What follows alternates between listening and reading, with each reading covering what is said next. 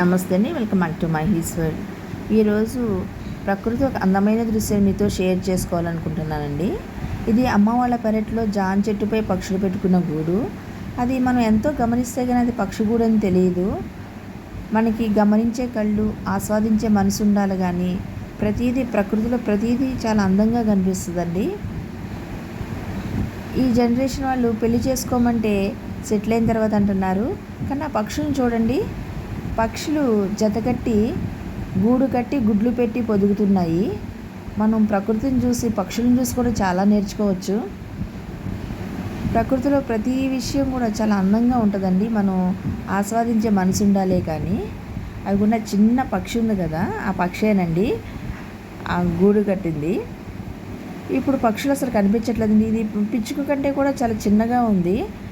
ఈ రేడియేషన్ వల్ల పిచ్చుకలు అంతరించిపోయినాయండి. ఎక్కడో గ్రామీణ ప్రాంతాల్లో తప్పించి ఈ పక్షులు పిచ్చుకలు అనేవి కనిపించట్లేదు.